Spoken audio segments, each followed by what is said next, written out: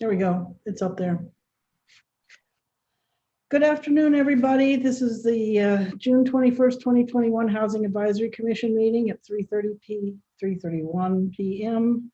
Glad to see everybody. I hope that everybody has stayed well. There we go. Let's call the meeting to order. Do I have an approval of the agenda? Can I have a motion for the approval of the agenda?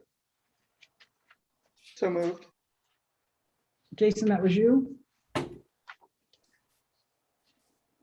Is there a second? Second. Thank you, Bud. Okay, roll call. Glenn, Yes, ma'am. approve the agenda? Yes. Oh, thank you. Scott, Yes. Bud, Yes. Jason, Yes. Steve, Yes. Shauna, Yes. and me, yes. Okay. Unanimous. All right, moving on to new business. Sam, you're point A. Oh, thank you, Sherry. Yeah, so this is something, Sherry, you and I briefly talked about, but it's mostly a staff-initiated concept that we've been kicking around and we wanted to bring to your attention before you found out about it at a city council meeting. So as a courtesy and also to get your feedback. And this is something that would likely take several months or years, but we saw an opportunity with the American Rescue Plan funding to take an idea that I've kind of had in the back of my mind for a few years now and maybe actually make it happen. Partly inspired by some of the challenges we've had with not having some of the flexibility and authority and manpower to do some things we really wanted to do. Combining that with some potential funding from American Rescue Plan that could maybe provide some staff funding for this, which would be to create a new, what I'm calling housing authority. It doesn't have to have that name, but it could be a housing entity that is just solely for Oxford. So, of course, Bud is staff for Butler County Metropolitan Housing. So this would be like a smaller version of that for Oxford that could operate as a non-governmental organization, that could own property, manage property, participate as a developer, if you will, but also have the policy recommendation topical kind of aspects that this group has been doing for many, many years and making those recommendations to city council. So, but what this group hasn't had the power to do is to buy and sell property or manage property or really review applications for people that want to live in property, to kind of help them get housing that they really need. So this could potentially cut out that middleman, if you will, middle person. So depending on how this were to work out, there might actually be a separate group that could spin off from this that would be the board of the nonprofit that would actually own the property. So I'm kind of seeing this as a two-step process where eventually the Housing Advisory Commission could be the same people that would be on this new board or committee or commission or housing authority, whatever we want to call it. And then if we were to say, take some of the Western Knolls land or some other property, whether it's the cottage community land or something else in town and own it, operate it, develop it, then there could be a second step where there's that new group created, whether it's a community land trust or something else. We don't know yet. And those could be the same people on the same boards, maybe perhaps with different representation, likely having staff representation from the city as support. But ideally, there would be a new full-time or perhaps part-time staff person that would take on this job, solely focused on housing. And this is something that we would be talking to other communities in the area about how they do it. We've talked to Yellow Springs a little bit. But yeah, we would be talking to some other communities in Ohio about this. Since we're not overpopulation of 50,000, it limits what we can take in for direct federal funding. So, we're kind of at a handicap there. So doing this kind of on our own and creating this new nonprofit could help to give us more direct control. And as you probably know, with government procurement, if you're going to spend money, you have to go through a lot more steps for good reason. But a lot of cities have kind of started to go to having separate entities, foundations, or separate boards that have fewer restrictions so they can act more quickly to focus on those needs. So we're not dead set on doing this, but at this point, that's the direction staff is leaning, and we would probably like to make a recommendation soon to city council to this effect, and obviously you would be involved along the way. Steve? I'm really excited about that possibility. Thanks for that update. But I'm hearing that you said there's some difficulty accessing some of the federal funding streams because of the size of Oxford.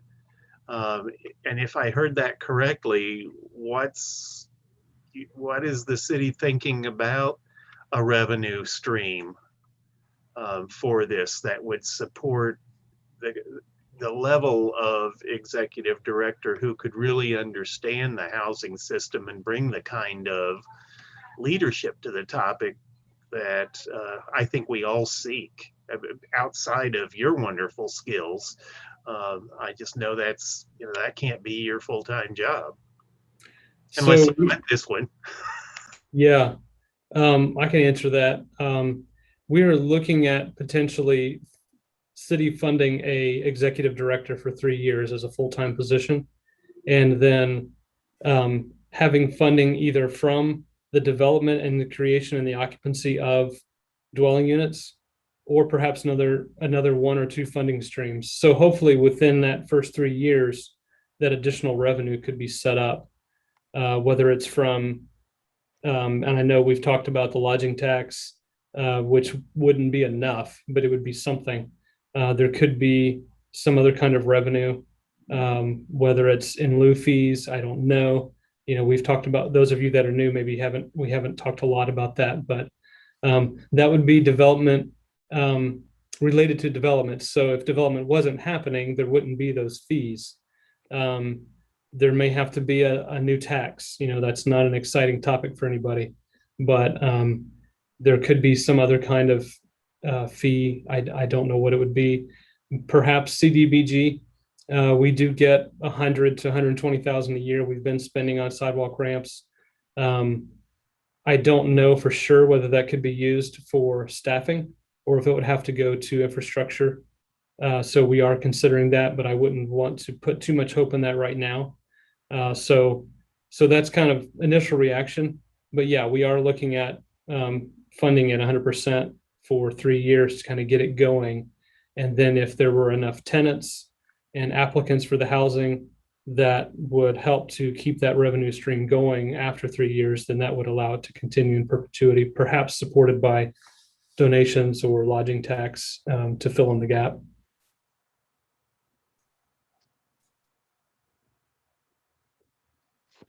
Jason?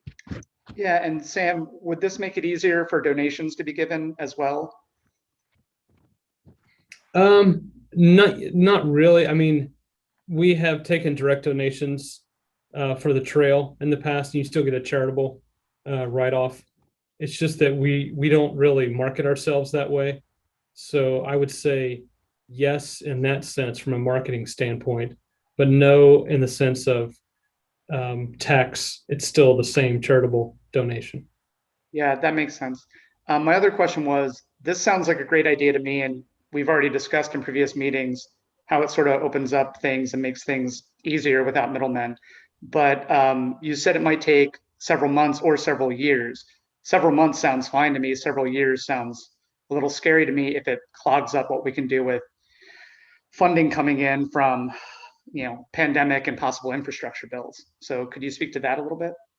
Yeah, the reason I put years plural in there was in my statement had to do with I feel like the Housing Advisory Commission doesn't want to lose the ability to influence policy making. And if there's not a good transition from policy making to the new group, then that would be my only hesitation for not making the switch. It wouldn't be for the lack of ability to actually spend the money on projects. It would be just for the policy recommendation side of things. So Sam, considering the redefinition of HAC's role that we went through in the last meeting, where do you see us and what do you see us doing while this is taking place and then after? I see it continuing until a new entity can emerge or a new director can come forward. I think there's a lot of things that would have to happen. I would say 100% full bore for the comp plan update and the goals. I don't see any reason to change any of those things, but I also don't want to miss an opportunity that we may not have very often in American history to kind of do something that has been needed, because a lot of folks in Butler County, frankly, don't see that we really have a great need. We don't have a lot of blighted property. We do have some, but because we're just kind of detached from other metropolitan areas, it's hard to get the visibility. We could do some other things to get more visibility. We could have some more skin in the game and invest in developments to kind of raise our visibility. But if that doesn't work, then maybe we missed an opportunity. And with American Rescue Plan, it's true we have up to 4 years to spend the money. So this may not be an urgent decision, but it's something we want to think really hard about. Sam, I have a question. How would you see the interaction with my agency? Yeah, I haven't given that a lot of thought. I think I'm open to how that would work. We could have a separate meeting about that. We haven't given that a lot of thought. Because I do have major concerns about it. Okay. And as being not what you kind of explain, I'm understanding the concept a little bit better, but I guess what I just need to find out what our role would be in it.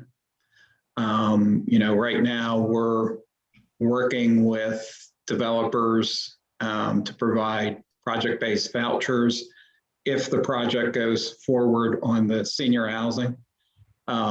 So, we have thought that we have been interactive and open to things in Oxford and other parts of the county. So I do have a concern because I don't really see what our role is and how it's defined. So that is my concern. I'm not saying that I'm opposed to this by any means. I'm just saying that I need to be clear on what exactly you're doing, and would that put me and my organization in any conflict position? Yeah, that's good. Yeah, thank you. Shauna, did you have something you wanted to say?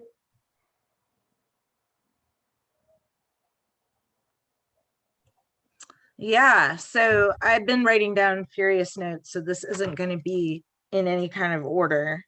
But first of all, I'm very supportive of something like a housing authority being developed. I mean, I think I've had that conversation with like half of you on the screen. So I think that that's great. I'm glad that you mentioned that policy making might become a problem if basically this board is the board of a nonprofit. So I too would want to think about how that actually works, because I would want the respect of, people that make decisions about policy in the city that would affect the housing authority. So I know you're going to have a staff person as a plan, but I also want the people that make decisions to respect whatever comes out of that organization. Okay, cool. Yeah, that's good. Thank you. And then just want to confirm that if like the city of Oxford levies a tax, such as the transient guest lodging stuff we've talked about, that it can then go to that nonprofit. Just confirming that like any taxes that. That would be a city council decision. So Jason, you've got your mic off, but yeah, I think that's the intent.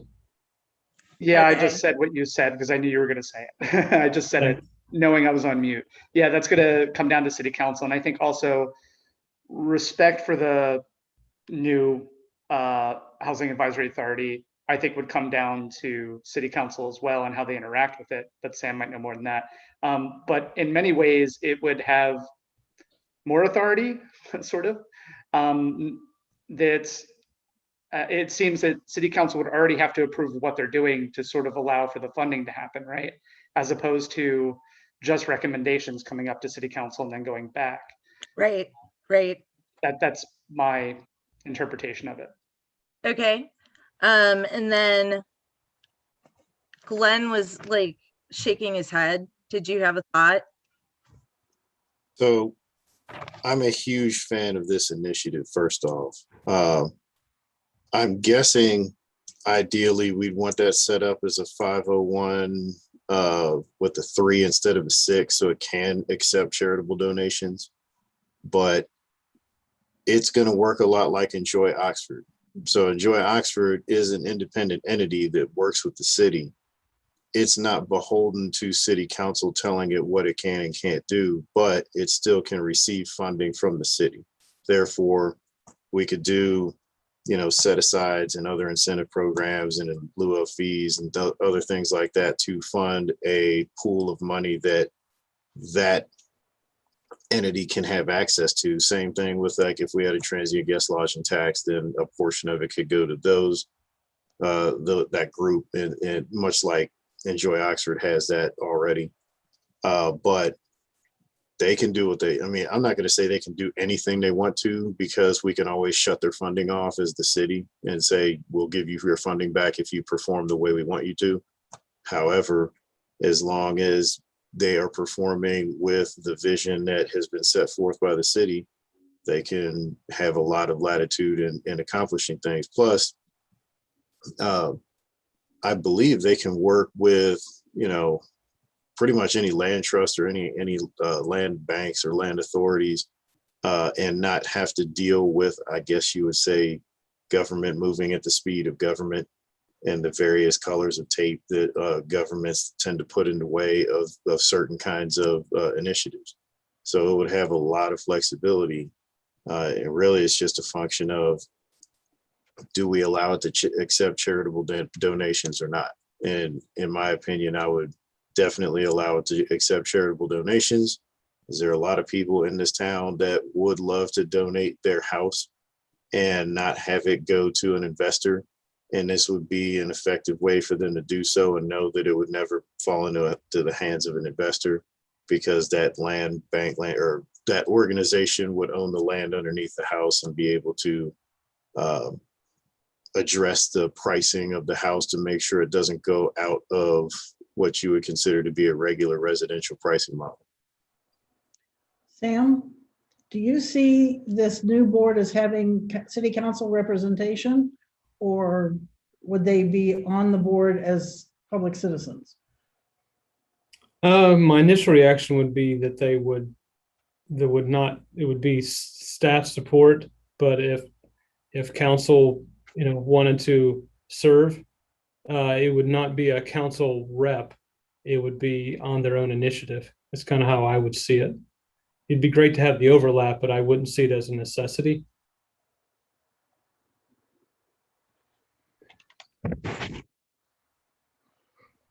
Steve, I'm sorry. Two thoughts and one question. First thought, just picking up on that last thing, Oxford Seniors has a requirement in its 501c3 constitution that there be a representative appointed by city council. And I think that goes back to the 80s when the land and the ownership of the building in which the senior center operates was developed by the city. So there's that model to look at. Secondly, I think Bud's comment about working with Metropolitan Housing deserves a lot more consideration. But my perspective on being a 35-year resident is that we've not seen until recently, as from Oxford's perspective, and anybody else comment please, but I don't think we've seen the kind of interest from Butler Metro that we are beginning to see now. And so I think we really need to look at how we can capitalize on that, and the fact that Butler Metro Housing is reaching out to us now in a much more positive way. But I don't know that you want to be involved in ownership of donated housing and rental. Anyway, I just, my head is spinning a lot in my nonprofit management role. And my final question is, Sam, what are you thinking? Has there been a number attached to this kind of financial support for 3 years, a per year budget commitment? Because always the staffing costs of a nonprofit are the highest percentage of its existence. Yeah, we had just kind of had rough numbers of $100,000 a year for 3 years.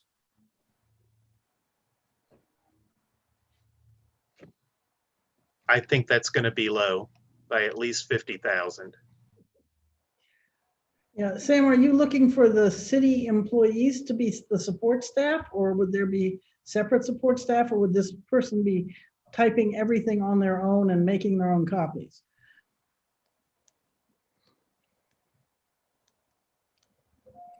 Our thought, Jessica and I have been working on this a little bit, and our thought was it'd be a new staff person. So there would be two, the executive director and then somebody to support them? We were just thinking one at this point. So okay, so it would be, that person would be making their own copies and doing their own typing. If hard copies is what they do, then yes. Yeah, Bud, I'm sorry. Just to address one of the things that Steve had mentioned, and to maybe clarify what I said before. A lot of the things that you're talking about doing with this authority commission, whatever we're going to be calling it, is completely, it is a lot different from what Metropolitan Housing does. So it's just, my whole thought is, how do we work together on providing the resources that we can provide for this through our traditional ways we deal with developers, the way we deal with public housing, the way we deal with Section 8 Housing Choice Voucher Program. So that's what I want to clarify in it. And it sounds like there's a vast majority of what the work program would be for this entity, whatever we're calling it, is not necessarily duplicative of what we do, but there are ways that I think that we could complement the process. So I think that's the important part. And I just wanted to clarify that. And again, I don't want to say that I'm opposed to this or anything like that. It's just, I need to see where we would fit in and complement each other. Shauna? So as I'm listening to this conversation, it becomes clear that we have a lot of ideas about things that need to be investigated or decided on before, a housing authority is actually put into being. So like this thing with, Metropolitan, like such, a housing authority in Oxford could just be an interface with an organization, outside of itself, like Bud's, instead of being, a duplicate of services. So I just see a lot of opportunity to make relationships that the city may not have, enough time with the current staff to deal with. Plus having, a lot of influence about policy. So I guess if we're like all supportive of this as a commission, then we should start making it one of our goals to give advice to Sam, basically, to, look at these different issues and, kind of let him know and staff know what we think is the best way to go forward, because we are the Housing Advisory Commission. So Sam, do you want to work on that with me when we have our discussion? Yeah, that's really good feedback. I appreciate that a lot. We're open to any questions or concerns, criticisms. We're just kind of starting the process. So yeah. Steve? Just one other thought from my history. I was very early in my career, I was pulled into a contract employment planning opportunity for a year in relation to moving people from Longview psychiatric facility back into community services. And that developed into a long-term position, but it gave us the opportunity to really research and gain community input about how to develop the next step. And that might be a model worth considering. That would be good input, Steve, if you could just jot something down for us. Jason? Yeah, I agree, Shauna. We definitely want to give more input, and it seems like we are right now. That's sort of the purpose. But also, this seems to have been built around all the things that we recommended before and all the things we're trying to do. So I'm really looking forward to it, because I think Sam and city staff have really good knowledge of this, a lot more than me. And that I think this will probably help facilitate unless we see any of these problems. And so some of them we might want to work on now, like, for example, if on Steve's side, if they need a city council representative, is that prohibitive because of their independent nature of it? Or is that something that we could mandate that in the creation of this, there is a city council rep?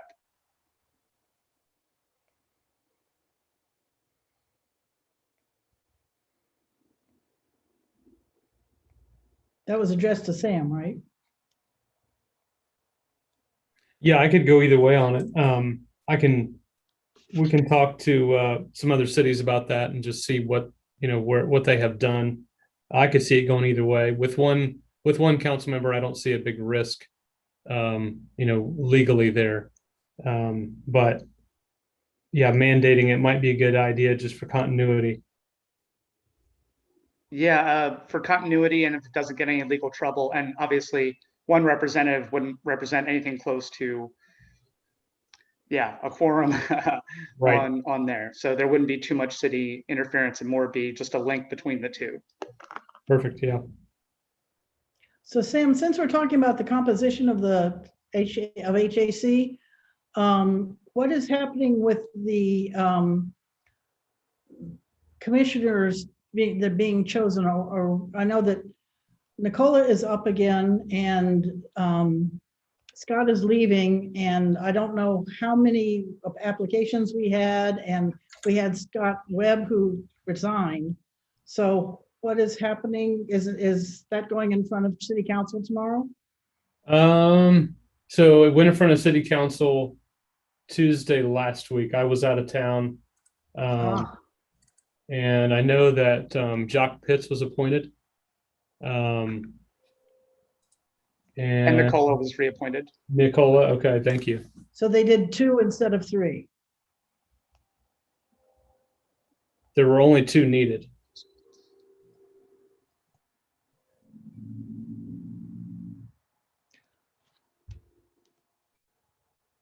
That would have, yes, well, if Scott Webb resigned, then we had a hole there, and Scott Straker is going, so there's a hole there. So Nicola and Jacques would be 2, but we still have the 1 hole from Scott Webb. Okay, yeah, I don't know if that was factored in. I'll have to talk with the clerk about that. Scott, did you do a resignation or anything like that with the clerk? I have not, but I certainly will. Okay, yeah. Yeah, if you could do that, because I know they've got another round of appointments to do at a future meeting. So I know they had several applicants, so that'll give them another pool to pull from. So if you could send something to the clerk or to me, I'll pass it on to the clerk. You bet. Thank you. Well, thank you, Scott, for your service. It's been great having you on the commission. Well, I really enjoyed it. I've learned a heck of a lot and a lot about how much I don't know. Hate to leave, but you guys are going to be in the middle of stuff for a long time. And I hate to say I'll be there and then bolt in the middle of it. So this time next year, it'll be all over but the shouting. Well, we're happy for you. Okay, is A fully discussed, or do we want some more time to discuss it? Yeah, Jason? I guess, yeah, I guess it's sort of up to council to some extent. Maybe, maybe not, but yeah, is it envisioned that we might literally just transfer over as is? I had thought about that very thing, yes. Thanks. Okay. Any other questions? Okay, thank you very much, Sam, for all of that. We're moving on to B, the comprehensive plan process potential focus groups. Okay, one of the things that I had thought of, oh, you know, it isn't on here, Sam, is the questions. Forgot about that. Okay. I had thought that perhaps we would want to, before we have to do it sometime between June and October, get some feedback from city residents about housing.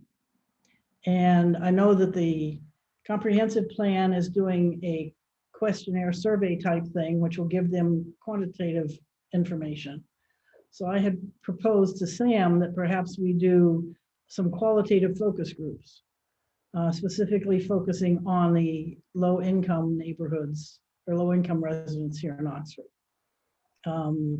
Does anybody think that's a good idea, bad idea? Was there something else you thought that we should do in terms of a commission to get some feedback from city residents about housing? Can I add just a bit to that, Sherry, before you Certainly. get a reaction? Certainly.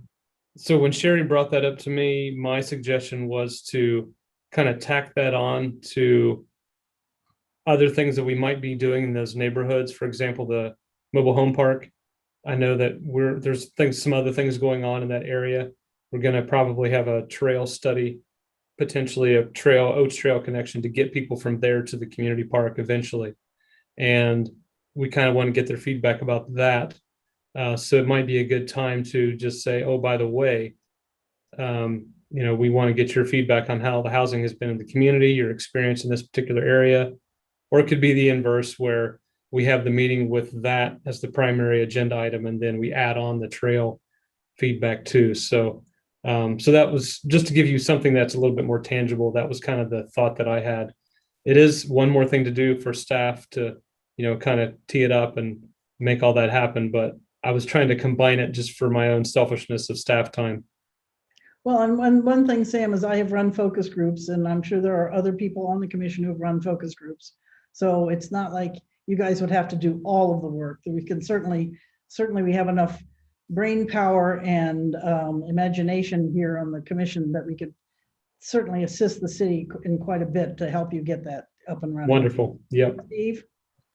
Well, I also like that idea, Sam, about having several topics, because that brings you the potential of a larger participation as people come for the topic of choice and then find out they have something wonderful to input on the second or third topic as well. Right, and it also takes less stress on the community itself to only have to come to one meeting rather than multiple meetings. Yeah, and I know, Sherry, you have a lot of experience in that outreach realm in that space, so that would be, you'd be a great resource for that. Jason, did you want to say something? Yeah, I think it sounds great. And all the things that I was going to mention, you guys have already covered, right? This is more efficient, doesn't take up too much staff, resource, and time, especially if you're duplicating on the other one. So I'm all for it. And especially if those like you, Sherry, who have led focus groups before could be involved in helping lead that. I think that would help narrow down to what we want to get at. That's all. Thank you. Steve? So would it be exclusively focused on the mobile home park or okay, so that Taliford Manor and Parkview Arms would be maybe two other target areas, but and I don't know how to anticipate others, but Well, Nicola says she's interested in helping out with this. Does that help, Steve? If Nicola could help us with this? sure. Well, and me too. Yeah, absolutely, you too. We could still keep the trail agenda item. We just probably wouldn't get much feedback from Taliford. We might get some from Parkview Arms since they do have some connectivity issues there with the Pike, but yeah. I have to say, Sam, when I drive College Corner now, those flashing crosswalks are really being used. I see people using them all the time. Yeah, that was a nice improvement. I'd still like to see a signalized intersection, either at Westgate or Mary Day, but we'll take what we can get. Any other input on this concept? Okay, item C, update on goal number 2, cold shelter transitional housing. Nicole and I have been working on putting together spreadsheets for each individual funding source for the cold shelter and transitional housing that happened this year, 2020 to 2021, during the season, and she's getting ready to input the data in there. And then we're going to the city to see if we can get input from them on their part of the data. And then we will be able to report possibly next month, if not definitely in August, on what we've done. And then we'll be able to write a report, assuming we have covered all the bases. So Sam will be running that stuff past you at some point. Okay, did anybody have questions to submit? Is anything on the Google Drive? I mean, I've just been thinking about it because you told us Okay, to make sure we think about it. Good, that's good. But I also want to re-look through studies that have already happened to see what I might be duplicating or not. But the thing that sticks out to me is I want to know in our low income community, how many people are thinking about potential home ownership in the future, what seems possible and plausible for them in terms of renting versus home owning. That's the thing that I kept coming back to. And I didn't write out anything explicitly, but that's the type of stuff that's been going around my head since you tasked us with that. Yeah, I know that of the studies that I am familiar with, there hasn't been a particular study directed at the low income community. With my study, it was for adults 50 and over, so that's not everybody in the low income community, but we did try to reach out to them to have them complete some of the questionnaires. But they are, as far as I know, very underutilized in terms of source material.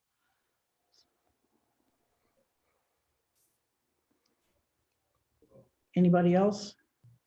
Okay, it would really be helpful if you could send me some questions, because I have to have these all in by June the 30th. Doesn't matter whether it's been asked before. We can go through all this stuff and make sure there's no duplication before we submit it to the comp plan people. All right. Great. Okay. Anything else, Sam? Just for Scott, when is your last meeting where you're going to be available? Is this your last one, or are you going to go for a few more months? Or No, actually, I think this probably is my last one. Right now, I need to focus on my health. So I don't, I can't do the distraction thing right now. Okay, well, thank you for all the years you've put in. It's been nice to have your perspective. Thank you so much. Scott. Really Appreciate it. appreciate it. We all appreciate you, Scott. All right, anything else, or shall we adjourn? Can I have a motion for adjournment, please? I move Oh, to sorry, adjourn. Shauna. Yes, ma'am. What? Oh, you just wanted the motion to adjourn. Okay. I'll right. second. Who, I'll who second. seconded? Steve, Oh, thank you. Okay, roll call. Glenn, Yes. Scott, Yes. Bud, Yes. Jason, Yes. Steve, yes. Shauna. Yes. Okay, we're out of here. Thank you very much for all your input. It'd be helpful if I could get some questions sent to me. And that would be great if you could do that. We will see everybody in person in July. Thanks, everyone. Thank you. Thank you, Sam. Thanks, Sam, for all your work on this and the rest of city staff. I really appreciate it.